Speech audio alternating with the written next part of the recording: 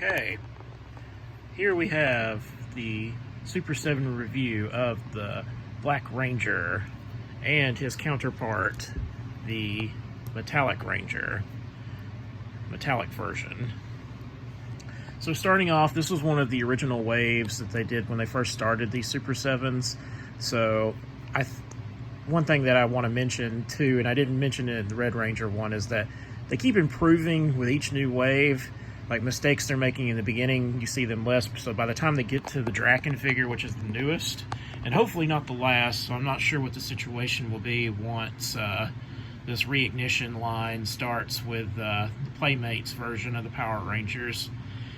But hopefully Super 7 will continue to be able to do it, because I think 3.0 still has a wave coming out.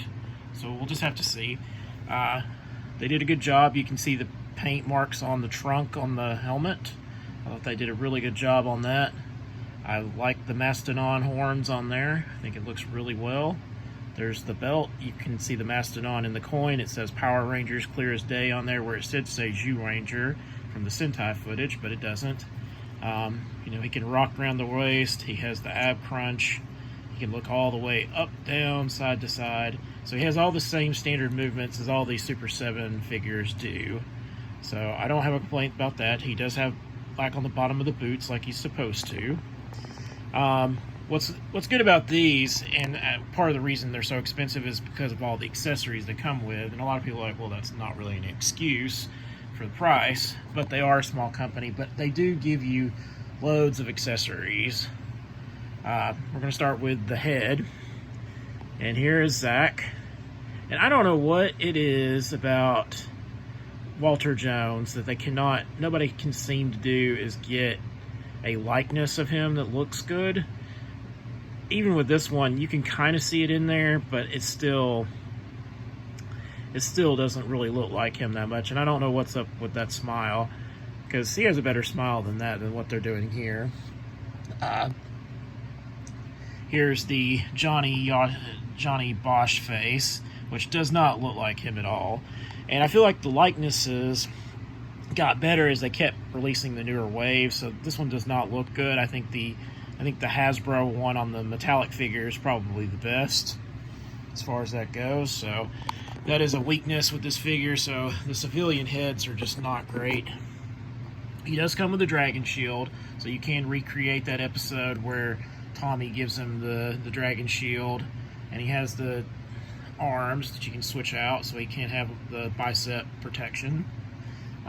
He does come with the power axe, which this does slide down into like gun mode, or axe mode, excuse me, and then you can slide it down right back there. And the good thing about it is that it doesn't seem to like chip the paint, which is good.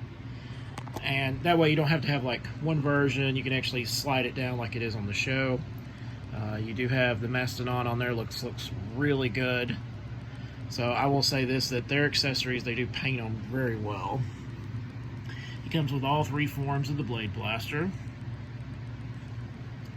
And they do say Power Rangers on them. They don't say Zyuranger, so that is not technically correct, but like for purposes of this, you'd want it to say Power Rangers. He does come with this, this is interesting because the Hasbro one from the Lightning Collection, it came with the Adam Park figure, which is not correct, because Zach is the one that used that.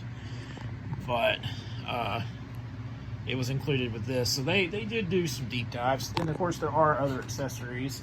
I didn't pull out the Morpher or the Power Crystal for the Zord. You can kind of see the Mastodon in there. And it says Power Rangers on the outside. And of course it comes with the flip head power axe. And it does come with the Blade Blaster. And of course the hands. And I forgot to mention that on the Red Ranger, it did come with all the different posing hands. Alright, so let's compare him to the metallic one. You lose the detail in the trunk, it's just not there. But I remember on the metallic figures themselves, they didn't have that, because this is supposed to be reminiscent of the cheap original like 1995 movie figures. But there are some inconsistencies with that, with the fact that it says Zach on the packaging, and that's why it has the Mastodon instead of the frog or the toad. which is not correct because this is supposed to be looking like the 95 metallic figures with the red orb on the belt, but it doesn't. It has the exact same posability movements as this guy, so there's no difference. It's basically just a repaint. He is made out of like sturdy plastic. It's about the same as this. It just feels smoother because of the paint they used. The boots are not painted black on the bottom, but they're not supposed to be, so that is correct for what this figure is supposed to be representing. But like I said, all the same movements. It becomes the question is, if you couldn't afford this guy, then you can get this one, but he's going to be a discount figure. He's not going to be accurate whatsoever. I think just save up the money. But the problem is, most of the time, this guy's only on the secondary market now, so I don't even want to fathom what these things are costing. It probably depressed me to know, because I bought it not when it first came out, but I did eventually get it, so I didn't pay like astronomical prices for it or anything. But personally, I would save up and get this one. That way you get all the accessories and everything else, because this is just okay. Like, if you have to have a budget one for your shelf and want the Super 7, then yeah, by all means get this one. And again, it just doesn't look metallic to me at all. I don't see it. They looked better on the preview pictures before they were released. That's the reason why I still remain that the White Ranger has been the best one out of all these metallic. But so what are your thoughts? Leave that in the comments section. Are you picking these up? Do you already have them? Do you have any plans to get them or try to get them on the secondary market?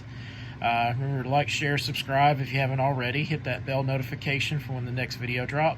And as always, thank you for watching.